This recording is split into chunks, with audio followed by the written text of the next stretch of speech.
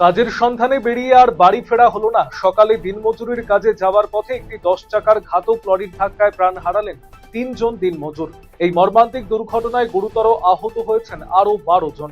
শুক্রবার সাত সকালেই দুর্ঘটনাটি ঘটেছে ইটাহার থানার অন্তর্গত 12 নম্বর জাতীয় সড়কের বালিয়াপাড়া এলাকায়।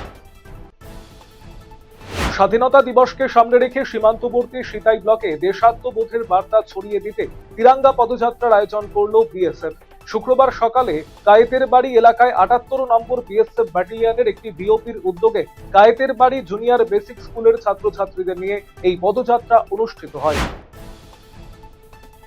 আগামী 16ই আগস্ট পালিত হতে চলেছে আয়ুষ্মান দিবস। এই উপলক্ষে জেলা জুড়ে শুরু হয়েছে আয়ুষ্মান সপ্তাহ পালনের প্রস্তুতি। শুক্রবার দক্ষিণ দিনাজপুর জেলা প্রশাসনের উদ্যোগে এই বিশেষ দিনটির প্রচার এবং জনসচেতনতা প্রসারে একটি ট্যাবলোর উদ্বোধন করা হলো জেলা প্রশাসনিক ভবন চত্বর থেকে। গোপন সূত্রে পাওয়া খবরের ভিত্তিতে অভিযান চালিয়ে আন্তঃরাজ্য মাদক পাচার চক্রের পান্ডাকে গ্রেপ্তার করল ডালখোলা থানার পুলিশ। গভীর রাতে অভিযুক্ত বিষ্ণু বিশ্বাসকে ডালখোলা শ্মশান সংলগ্ন এলাকা থেকে গ্রেপ্তার করে পুলিশ। ধৃতকে এদিন রায়গঞ্জ জেলা আদালতে পেশ করেছে পুলিশ। যদিও ধৃতের বিরুদ্ধে ওঠা অভিযোগ ভিত্তিহীন বলে দাবি করেছে ধৃতের পরিবারের লোকেরা।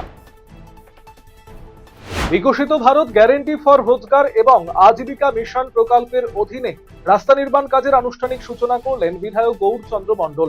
মালদার মানিকচক ব্লকের অন্তর্গত নূরপুর গ্রাম পঞ্চায়েতের মাকরাইন এলাকায় এই রাস্তা নির্মাণ কাজের সূচনা করা হয়। বিধায়ক গৌরচন্দ্র মণ্ডল ছাড়া উপস্থিত ছিলেন মানিকচক ব্লকের বিডিও সৌরভ কুমার মণ্ডল, পঞ্চায়েতের প্রধান, বিজেপির মণ্ডল সভাপতি সহ সরকারি আধিকারিকেরা।